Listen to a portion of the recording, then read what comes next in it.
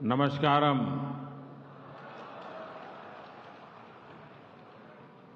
എൻ്റെ പ്രിയപ്പെട്ട സഹപ്രവർത്തകരെ, നിങ്ങളാണ് ഈ പാർട്ടിയുടെ ജീവനവാടി.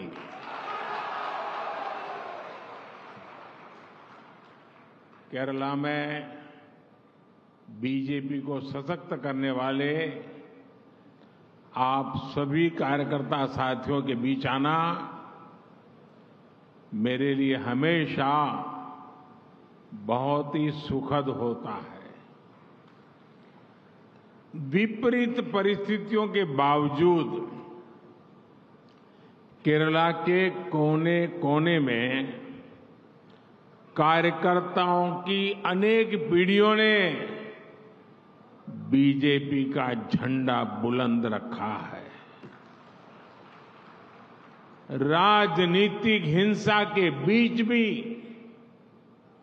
अपनी विचारधारा और देशभक्ति के प्रति कमिटेड रहने वाली कार्यकर्ताओं की हर पीढ़ी को आज मैं सर झुका करके नमन करता हूं.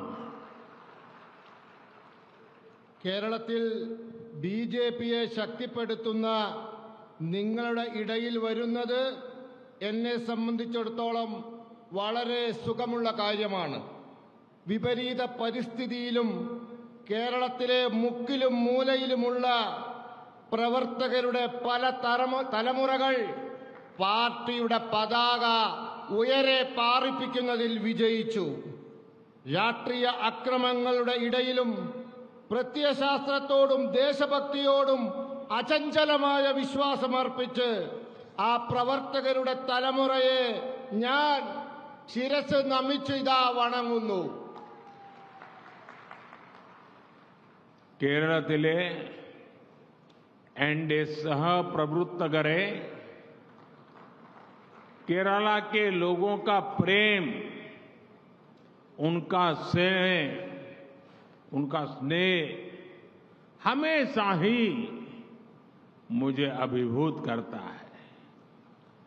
कल जिस क्षण में कोच्चि पर उतरा, तब से लेकर पूरे रास्ते भर हजारों लोग मुझे अपना आशीर्वाद देने आए.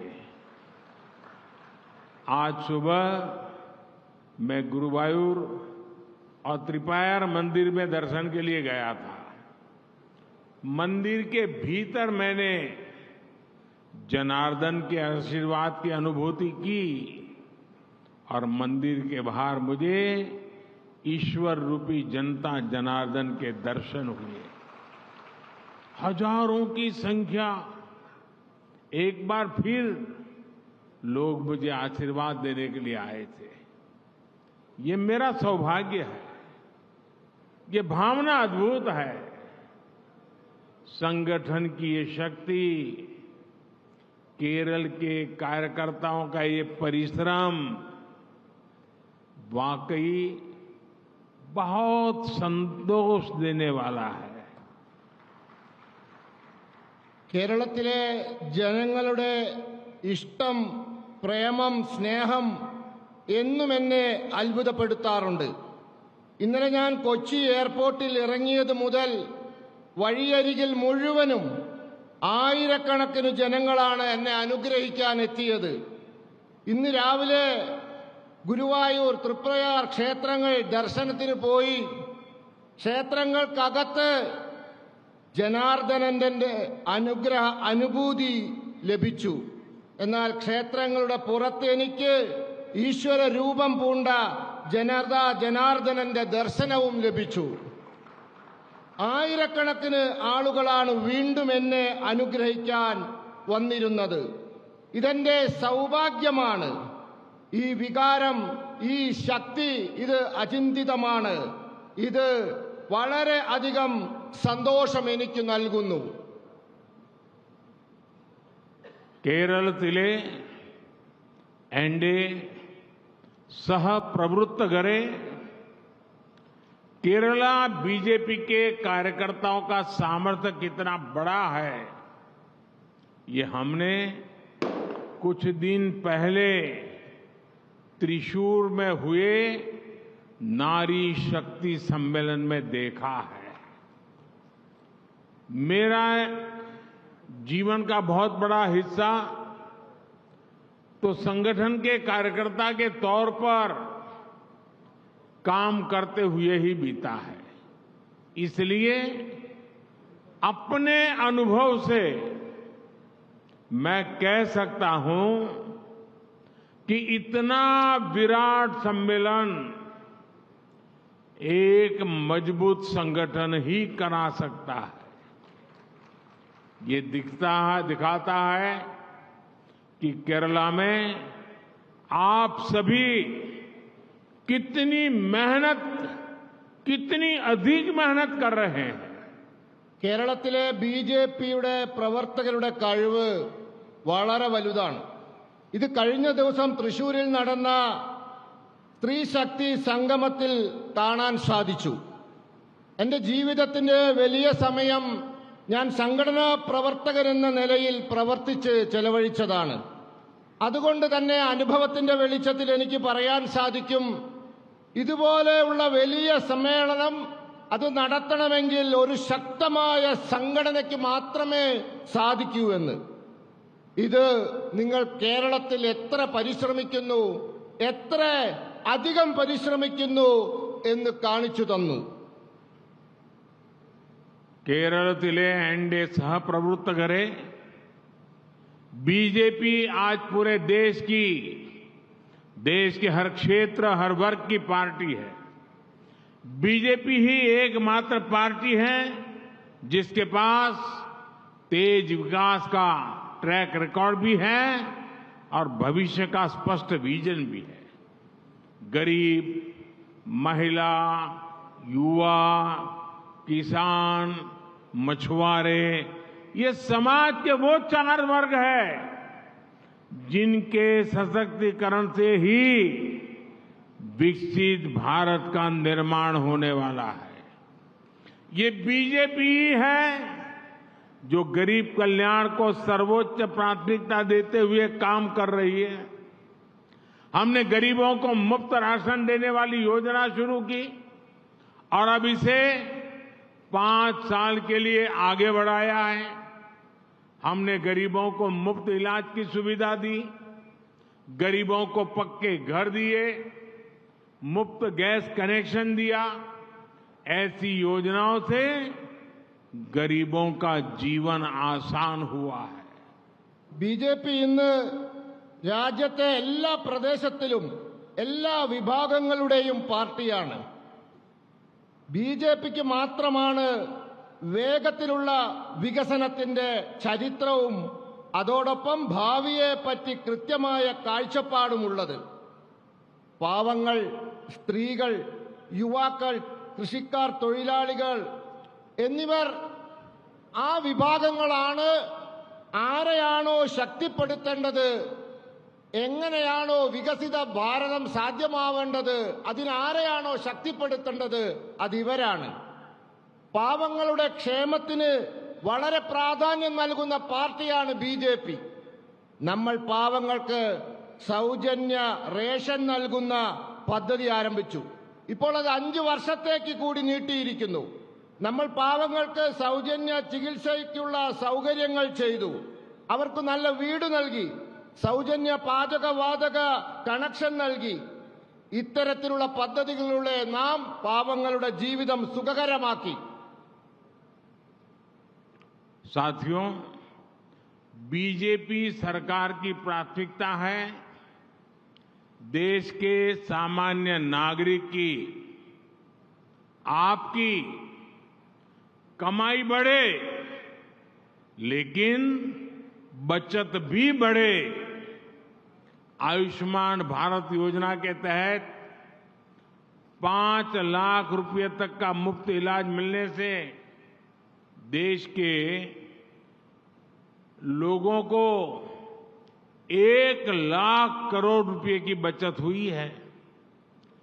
जन औषधि केंद्रों पर 80% डिस्काउंट पर दवा देने से देश के लोगों के 25,000 करोड़ रुपए से ज्यादा बचे हैं।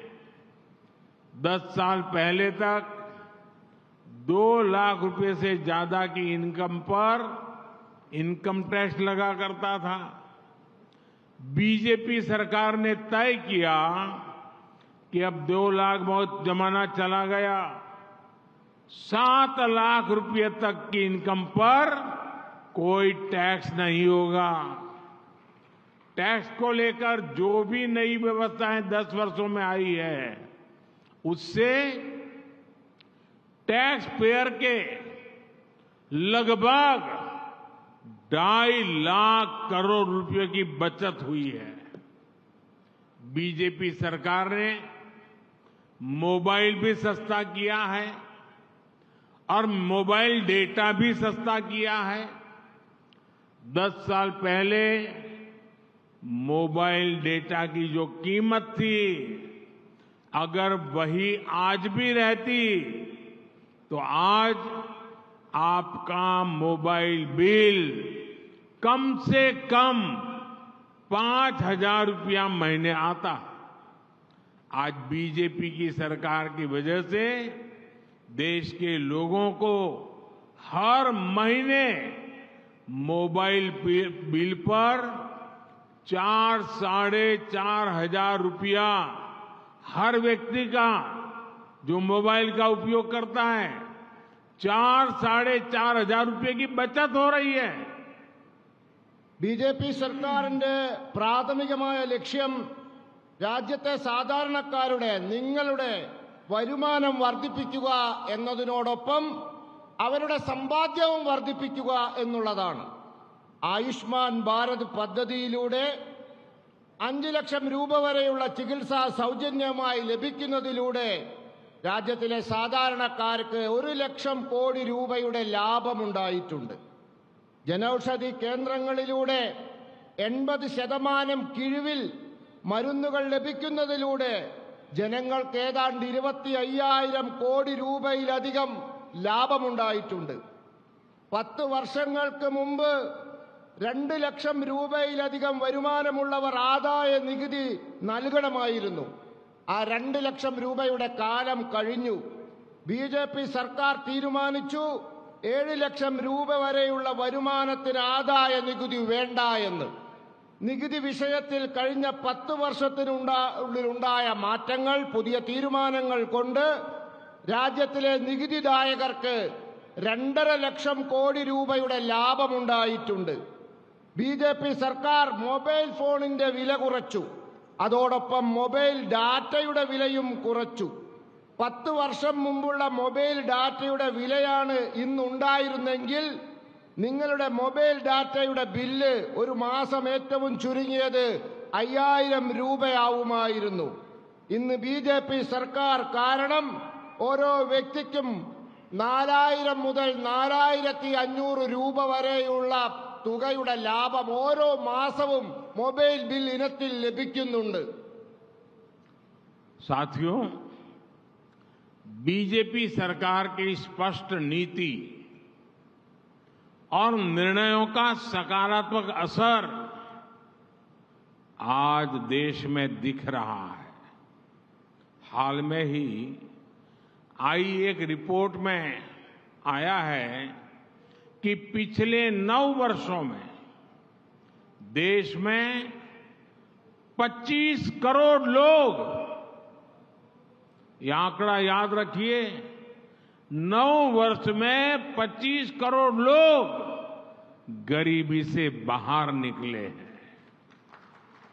जिस देश में 5 दशकों तक कांग्रेस जैसे दलों ने सिर्फ गरीबी हटाओ का नारा दिया, वहां सिर्फ 9 साल में लगभग 25 करोड़ लोगों का गरीबी से बाहर निकलना, ये बहुत बड़ी बात है। ये दिखाता है कि विकसित भारत बनने के लिए हमने जो दिशा तय की है, जिस रास्ते पर चल रहे हैं, वो रास्ता सही है। ബി.ജെ.പി. സർക്കാരിന്റെ ശരിയായ നയങ്ങളുടെയും തീരുമാനങ്ങളുടെയും ഗുണകരമായ പ്രഭാവം രാജ്യത്ത് ദൃഷ്ടമാണ്. ഈ അടുത്ത കാലത്ത് വന്ന ഒരു റിപ്പോർട്ടിൽ രാജ്യത്ത് 25 കോടി ജനങ്ങൾ കഴിഞ്ഞ 9 വർഷത്തിനുള്ളിൽ ദാരിദ്ര്യത്തിൽ നിന്നും മോചിതരായി എന്ന് പറയുന്നു. നിങ്ങൾ ആലോചിച്ചു നോക്കൂ, 9 വർഷത്തിനുള്ളിലാണ് സംഭവിച്ചിരിക്കുന്നത്. ഏത് രാജ്യത്താണ് കോൺഗ്രസും മറ്റു പാർട്ടികളും 5 പതിറ്റാണ്ട് കാലം ഗരീബി ഹട്ടാവോ, ദാരിദ്ര്യം നിർമ്മാർജ്ജനം ചെയ്യൂ എന്ന മുദ്രാവാക്യം മാത്രം പറഞ്ഞു നടന്നത്? ആ രാജ്യത്ത് 9 വർഷം കൊണ്ട് 25 കോടി ജനങ്ങൾ ദാരിദ്ര്യത്തിൽ നിന്നും മുക്തരായി എന്നുള്ളത് വലിയ കാര്യമാണ്. എന്താണിത് തെളിയിക്കുന്നത്? വികസിത ഭാരതം എന്ന സങ്കല്പം വെച്ചുകൊണ്ട് നാം തെരഞ്ഞെടുത്ത രീതികളും നമ്മുടെ മാർഗവും ശരിയാണ് എന്നാണ് ഇത് തെളിയിക്കുന്നത്. साथियों, लोकसभा के चुनाव देश की सरकार चुनने के लिए है. ये बात आपको हर वोटर तक पहुंचानी है. भारत सरकार की एक बड़ी जिम्मेदारी देश की सुरक्षा और दुनिया में भारत की भूमिका को सशक्त करने की होती है. हमें वोटरों को ये बताना चाहिए कि 10 वर्ष पहले तक जब देश में एक कमजोर और अस्थिर सरकार थी, तो आए दिन आतंकी हमले होते थे.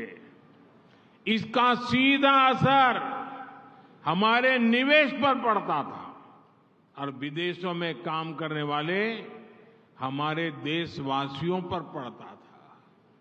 हमें उन्हें बार बार बताना होगा कि एलडीएफ, यूडीएफ का इतिहास किस तरह घोटालों का रहा है, भ्रष्टाचार का रहा है.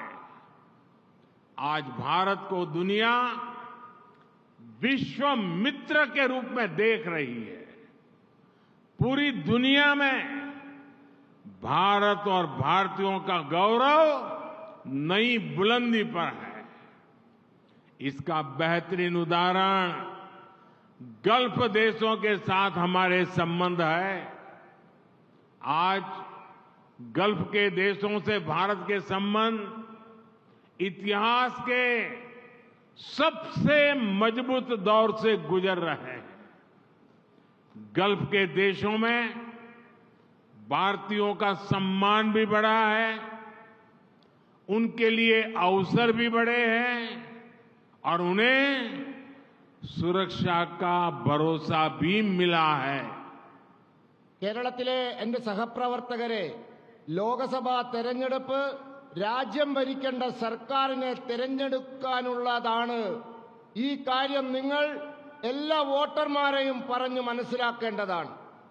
ഭാരത സർക്കാരിന്റെ ഒരു വലിയ ഉത്തരവാദിത്വം രാജ്യത്തിന്റെ സുരക്ഷയും അതോടൊപ്പം ലോകത്ത് ഭാരതത്തിന്റെ പങ്ക് ശക്തിപ്പെടുത്തുക എന്നുള്ളതുമാണ്. നമ്മൾ സമ്മതിദായകരെ പറഞ്ഞു മനസ്സിലാക്കേണ്ട ഒരു കാര്യമുണ്ട്.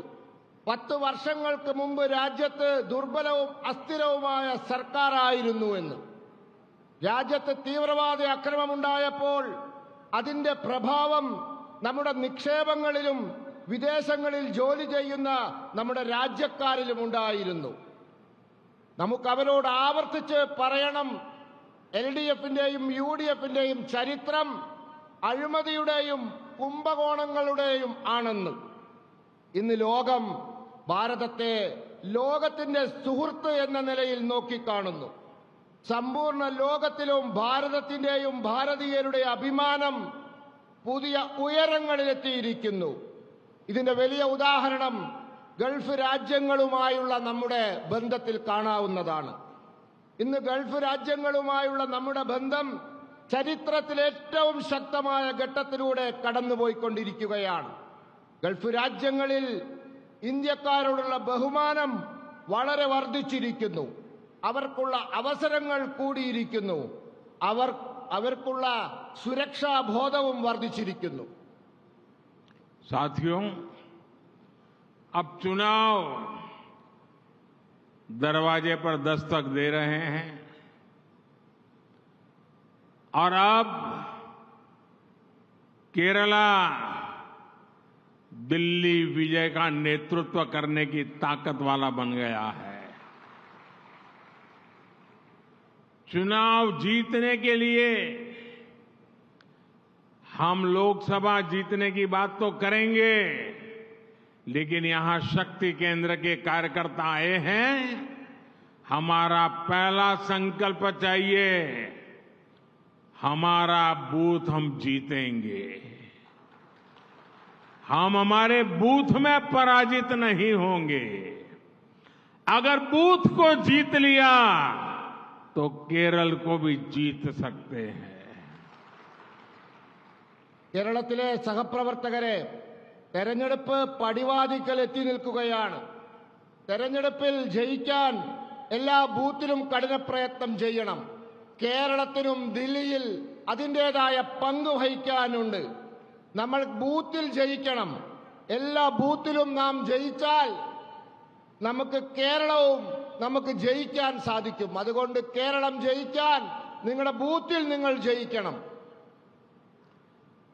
और इसलिए चुनाव जीतने के लिए आपको हर बूथ पर, हर मतदाता पर ध्यान केंद्रित करना है, भरपूर मेहनत करनी है और हर शक्ति केंद्र पर मेहनत करनी है। आपके शक्ति केंद्र में जो भी लाभार्थी है उनसे आपका मिलना हो, आप उनसे नाम से बुलाएं, उनके परिवार तक आप जाएं, इसको आप सबसे पहले प्राथमिकता दीजिए। आपके पास अपने क्षेत्र के सभी लाभार्थियों की लिस्ट जरूर होनी चाहिए। इस समय केरला में विकसित भारत संकल्प यात्रा चल रही है।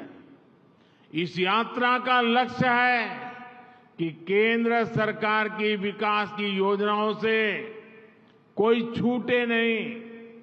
जिनको अभी लाभ नहीं मिला है उन्हें आपको विकसित भारत संकल्प यात्रा में लाना है। मोदी की गारंटी वाली गाड़ी तक पहुंचाना है और मोदी की गारंटी यानी गारंटी के पूरा होने की गारंटी। ये बात हर वोटर तक आप सब साथी पहुंचाएंगे, ये मेरा विश्वास है। എല്ലാ ബൂത്തിലും കഠിന പ്രയത്നം ചെയ്യണം. എല്ലാ ശക്തി കേന്ദ്രങ്ങളിലും കഠിന പ്രയത്നം ചെയ്യണം. നിങ്ങളുടെ പ്രദേശത്തെ എല്ലാ ഗുണഭോക്താക്കളെയും നിങ്ങൾ കാണണം. അവരുടെ കുടുംബാംഗങ്ങളെ നിങ്ങൾ കാണണം. ഇതായിരിക്കണം നിങ്ങളുടെ പ്രാഥമികമായ പ്രവർത്തനം. നിങ്ങളുടെ കൈവശം നിങ്ങളുടെ പ്രദേശത്തെ എല്ലാ ഗുണഭോക്താക്കളുടെയും പട്ടിക ഉണ്ടാവണം. കേരളത്തിലിപ്പോൾ വികസിത സങ്കല്പ ഭാരത സങ്കല്പ യാത്രകൾ നടന്നുകൊണ്ടിരിക്കുകയാണ്. ഈ യാത്രയുടെ ലക്ഷ്യം ഭാരത സർക്കാരിന്റെ വികസന പദ്ധതികൾ, ആ പദ്ധതികളിൽ നിന്നും ആരും ഒഴിവാക്കപ്പെടരുത് എന്നാണ്. ആർക്കെങ്കിലും പദ്ധതികളുടെ ഗുണം കിട്ടിയിട്ടില്ലെങ്കിൽ അവരെ നിങ്ങൾ വികസിത ഭാരത സങ്കല്പ യാത്രയിൽ കൊണ്ടുവരണം. മോഡിയുടെ ഗ്യാരണ്ടിയുള്ള വണ്ടിയുടെ അരികിൽ കൊണ്ടുവരണം. മോഡിയുടെ ഗ്യാരണ്ടി അഥവാ ഗ്യാരണ്ടി പൂർത്തീകരിക്കുമെന്ന ഗ്യാരണ്ടിയാണ് ഇത്. നിങ്ങൾ എല്ലാ സമ്മതിദായകരെയും പറഞ്ഞു മനസ്സിലാക്കണം. साथियों, अपने शक्ति केंद्रों पर लोगों से लगातार बार बार सक्रियता के साथ मिलते रहे, उनके मुद्दों को समझे और ये देखें कि किस योजना से उनकी समस्या का समाधान हो सकता है। आप अपने अपने शक्ति केंद्र में डिजिटल इंडिया के हर लाभार्थी से मिले, जिन्हें कॉमन सर्विस सेंटर मिला है उनसे जरा बातचीत कीजिए। डिजिटल कंटेंट क्रिएशन से बड़ी संख्या में हमारे युवा जुड़े हैं और कमाई भी कर रहे हैं। उन्हें बताइए कि सरकार की योजनाओं से उन्हें कैसे लाभ मिला है। रेहड़ी फुटपाथ पर काम करने वाले साथियों के लिए पहली बार पीएम स्वनिधि योजना बनाई है। ऐसे साथियों से भी रोज बात करनी चाहिए। നിങ്ങളുടെ ശക്തി കേന്ദ്രങ്ങളിലെ ജനങ്ങളുമായി സജീവമായി ഇടപെടുക, നിരന്തരമായി അവരുമായി സമ്പർക്കം ചെയ്യുക, അവരുടെ പ്രശ്നങ്ങൾ മനസ്സിലാക്കുക, അതോടൊപ്പം ഏത് പദ്ധതി കൊണ്ടാണ് അവരുടെ പ്രശ്നങ്ങൾ പരിഹരിക്കാൻ പറ്റുക എന്ന് നോക്കുക. നിങ്ങൾ നിങ്ങളുടെ ശക്തി കേന്ദ്രങ്ങളിലെ ഡിജിറ്റൽ ഇന്ത്യയുടെ ഗുണഭോക്താക്കൾ, കോമൺ സർവീസ് സെന്ററുകൾ നടത്തുന്നവർ, അവരുമായി ചർച്ച ചെയ്യൂ, സംസാരിക്കൂ. ഡിജിറ്റൽ സംവിധാനങ്ങളിൽ ക്രിയാത്മകമായി പ്രവർത്തനം നടത്തുന്ന നമ്മുടെ യുവാക്കളുണ്ട്. അവർക്ക് വരുമാനം ലഭിക്കുന്നുണ്ട്. അവരോട് പറയൂ, സർക്കാർ പദ്ധതികൾ, ആ പദ്ധതികൾ കൊണ്ടാണ് അവർക്കൊക്കെ ഈ ലാഭമുണ്ടായിട്ടുള്ളത് എന്ന്. അതോടൊപ്പം തെരുവിൽ ഫുട്പാത്തിൽ കച്ചവടം ചെയ്യുന്ന ആളുകളുണ്ട്, സുഹൃത്തുക്കളുണ്ട് നമ്മുടെ. അവർക്ക് ആദ്യമായി PM സ്വാനിധി പദ്ധതി വന്നിരിക്കുന്നു. അങ്ങനെ ഉള്ള ആളുകളുണ്ട്. അവരോടും നിങ്ങൾ നിരന്തരമായി ബന്ധം പുലർത്തണം. आप सभी को बूथ स्तर पर एक निश्चित संख्या में लोगों की जिम्मेदारी लेनी चाहिए। कोई कार्यकर्ता 10 परिवार की जिम्मेवारी ले, कोई कार्यकर्ता 15 परिवार की जिम्मेवारी ले। अभी से उसको निश्चित काम दे देना चाहिए। इस तरह हर कार्यकर्ताओं को यह पता होगा कि उसके पास क्या काम है। आप अपने बूथ पर लोगों को वोटर लिस्ट से जोड़ने पर भी काम करें। कोई भी नागरिक मतदान के अधिकार से छूटना नहीं चाहिए। फर्स्ट टाइम वोटर्स को जोड़कर उसका बड़ा अभियान चलाना चाहिए। जो पहली बार वोट डालने वाला है उन्हें वोट करने के लाभ बताएं। वो देश का भविष्य तय करने वाला है। आप सभी ये जरूर निश्चित करें कि हर पात्र व्यक्ति उसका वोटर लिस्ट में नाम अवश्य होना चाहिए। ऐसे लोगों को हमने मदद भी करनी चाहिए।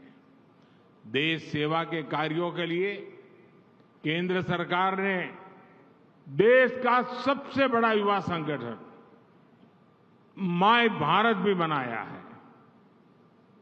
आपने माय भारत पर जाकर के ऑनलाइन रजिस्ट्री करवानी चाहिए। अभी तक की जो मेरी जानकारी है, बहुत कम समय में 1 करोड़ से ज्यादा युवा मेरा युवा भारत, माय भारत संगठन से जुड़ चुके हैं। आप भी अपने क्षेत्र के ज्यादा से ज्यादा युवाओं को इस संगठन से जोड़ें। നിങ്ങൾക്ക് ബൂത്ത് തലങ്ങളിൽ നിങ്ങൾ നിശ്ചിത എണ്ണത്തിലുള്ള ജനങ്ങളുടെ ഉത്തരവാദിത്തം ഏറ്റെടുക്കണം. ചിലർ 10 കുടുംബങ്ങളുടെ എണ്ണം ഏറ്റെടുക്കാം, ചിലർക്ക് 15 കുടുംബങ്ങളുടെ എണ്ണം ഏറ്റെടുക്കണം. അങ്ങനെ എല്ലാ പ്രവർത്തകർക്കും അവരവരുടെ ജോലി എന്താണെന്ന് കൃത്യമായി അറിയാൻ സാധിക്കണം. അങ്ങനെ പ്രവർത്തിക്കണം. നിങ്ങൾക്ക് നിങ്ങളുടെ ബൂത്തുകളിലെ ജനങ്ങളെ വോട്ടർ പട്ടികയുമായി ബന്ധപ്പെടുത്താൻ സാധിക്കണം.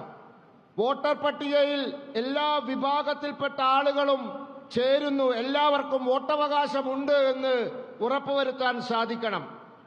നിങ്ങൾ ആദ്യമായി വോട്ട് ചെയ്യാൻ പോകുന്ന കന്നി വോട്ടർമാരുമായി ബന്ധപ്പെടണം. വോട്ട് ചെയ്യുന്നതിന്റെ ഗുണത്തെപ്പറ്റി അവരെ പറഞ്ഞ് ബോധ്യപ്പെടുത്തണം. അതിന് അവരെ നിങ്ങൾ സഹായിക്കണം. നിർബന്ധമായിട്ടും ആരും വോട്ടർ പട്ടികയിൽ നിന്ന് ഒഴിവായി പോയിട്ടില്ല എന്ന് ഉറപ്പുവരുത്തണം. രാജ്യസേവനത്തിനായി കേന്ദ്ര സർക്കാർ യുവാക്കൾക്കായിട്ടുള്ള ഏറ്റവും വലിയൊരു സ്ഥാപനം തുടങ്ങിയിട്ടുണ്ട്, മൈ ഭാരത്. ആ മൈ ഭാരതുമായി നിങ്ങൾ ബന്ധപ്പെടണം. ഞാൻ മനസ്സിലാക്കിയെടുത്തോളം കുറഞ്ഞ കാലത്തിനുള്ളിൽ 1 കോടി യുവാക്കൾ ഈ മൈ ഭാരത് എന്ന യുവഭാരത സ്ഥാപനവുമായി ബന്ധപ്പെട്ട് കഴിഞ്ഞു, യോജിച്ചു കഴിഞ്ഞു. നിങ്ങളും നിങ്ങളുടെ പ്രദേശത്തെ മുഴുവൻ യുവാക്കളെയും ഈ സ്ഥാപനവുമായി ബന്ധപ്പെടുത്താൻ പരിശ്രമിക്കണം. साथियों, आप सभी शक्ति केंद्र के प्रतिनिधियों द्वारा नमो ऐप का निरंतर इस्तेमाल भी बहुत आवश्यक है। नमो ऐप पर आपको ऐसी अनेकों जानकारियां मिलती रहेगी जो आपको, वोटर्स को जागरूक करने में मदद करेगी। अपने कार्यकर्ताओं की छोटी छोटी मीटिंग लेने के लिए भी वो मुद्दे आपको बहुत काम आएंगे। आप सोशल मीडिया और अन्य डिजिटल प्लेटफॉर्म्स का इस्तेमाल पार्टी के बारे में पॉजिटिविटी फैलाने में करें। केंद्र सरकार की योजनाओं के बारे में लोगों को बताने के लिए करें। आप इन सोशल प्लेटफॉर्म से अपने क्षेत्र के लोगों तक सीधे पहुंच पाएंगे। നിങ്ങൾ എല്ലാ ശക്തി കേന്ദ്ര പ്രവർത്തകരും നമോ ആപ്പ് അത് നിരന്തരമായി ഉപയോഗിക്കണം. നിങ്ങൾക്ക് വോട്ടർമാരെ ബോധവൽക്കരിക്കാൻ ആവശ്യമായ പ്രവർത്തകരുടെ മീറ്റിംഗുകൾ പറയേണ്ടതായിട്ടുള്ള അനേകം വിവരങ്ങൾ നമുക്ക് ആ ആപ്പിൽ നിന്നും ലഭിക്കുന്നതായിരിക്കും. നിങ്ങൾ സോഷ്യൽ മീഡിയ, സാമൂഹ്യ മാധ്യമങ്ങൾ, ഡിജിറ്റൽ സംവിധാനങ്ങൾ എന്നിവ പാർട്ടിയെപ്പറ്റി ക്രിയാത്മകമായ ധാരണ പരത്തുന്നതിനായി ഉപയോഗിക്കണം. കേന്ദ്ര സർക്കാരിന്റെ പദ്ധതികൾ ജനങ്ങളിൽ എത്തിക്കുന്നതിനായി സാമൂഹ്യ മാധ്യമ സംവിധാനങ്ങളെ നിങ്ങൾക്ക് ഉപയോഗിക്കാൻ സാധിക്കണം. നിങ്ങളുടെ പ്രദേശത്തെ ജനങ്ങളുമായി നേരിട്ട് ബന്ധപ്പെടാൻ സാമൂഹ്യ മാധ്യമങ്ങൾ നിങ്ങളെ സഹായിക്കും. साथियों, आप सभी जानते हैं कि 22 जनवरी को अयोध्या में भव्य राम मंदिर में प्राण प्रतिष्ठा का आयोजन है। ये कोटि कोटि लोगों के लिए आस्था और भक्ति से भरे पल है। मैं भी प्राण प्रतिष्ठा से पहले जो अनुष्ठान होते हैं उनके यम नियमों का पालन कर रहा हूं।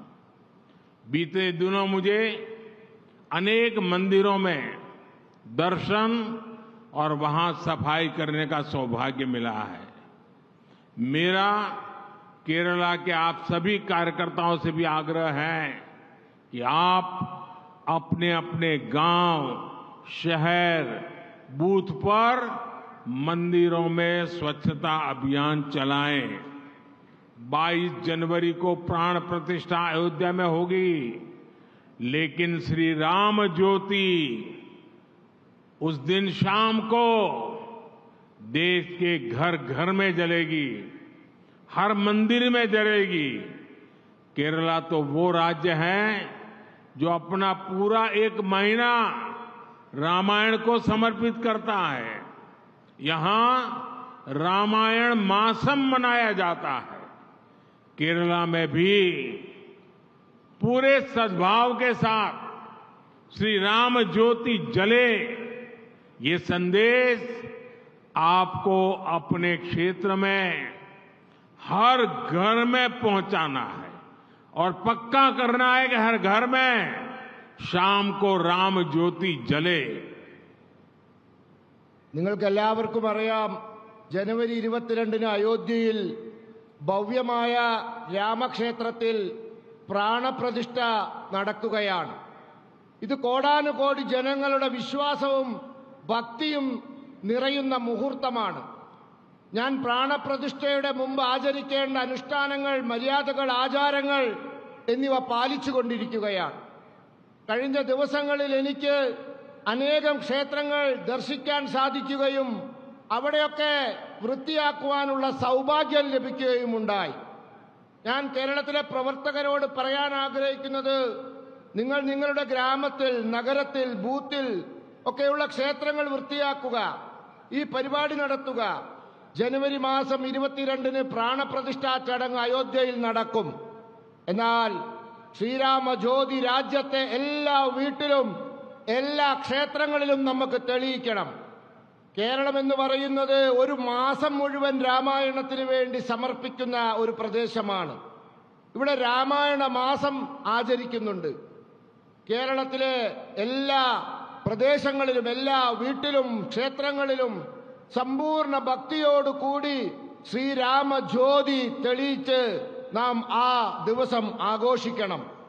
ഈ സന്ദേശം നിങ്ങൾ എല്ലാ വീടുകളിലും എല്ലാ പ്രദേശത്തും എല്ലാ വ്യക്തിയിലും 22-ന് രാമജ്യോതി തെളിയിക്കേണ്ട ഈ സന്ദേശം എത്തിക്കണം. मैं केरल की जनता के सामर्थ्य को जानता हूं. देश के उज्जवल भविष्य के लिए काम करने का केरल के लोगों का मिजाज भी जानता हूं. मेरा उन पर बहुत भरोसा है. वैसे ही मुझे केरला के हर कार्यकर्ता पर उतना ही भरोसा है. आप चुनौतियों से तब करके निकले हुए कार्यकर्ता है. इसलिए केरला की जनता का भरोसा जीतने में आप जरूर सफल होंगे. और मैं फिर एक बार संगठन की शक्ति को प्रणाम करते हुए आप सबको बहुत बहुत शुभकामनाएं देता हूं. കേരളത്തിലെ ജനങ്ങൾ പ്രവർത്തകരെ ആ പ്രവർത്തകരുടെ കഴിവിൽ എനിക്ക് നല്ല വിശ്വാസമുണ്ട്. രാജ്യത്തിനു വേണ്ടി പ്രവർത്തിക്കാൻ നല്ല കഴിവുള്ള ആളുകളാണ് നിങ്ങൾ. അതുകൊണ്ട് തന്നെ നിങ്ങളുടെ കഴിഞ്ഞകാല പ്രവർത്തനങ്ങളിൽ എനിക്ക് നിങ്ങൾക്ക് കാണാൻ സാധിച്ച നിങ്ങളുടെ കഴിവിന്റെ വെളിച്ചത്തിൽ തന്നെ പറയാൻ സാധിക്കും, കേരളത്തിലെ ജനങ്ങളുടെ വിശ്വാസം നേടുന്നതിൽ നിങ്ങൾ നിശ്ചയമായും വിജയിക്കുക തന്നെ ചെയ്യുമെന്ന്. അതുകൊണ്ട് എല്ലാവർക്കും ഞാൻ ഇതാ ആശംസകൾ നേരുന്നു. मेरे साथ बोलिए, दोनों हाथ ऊपर करके पूरी ताकत से बोलिए, भारत माता की.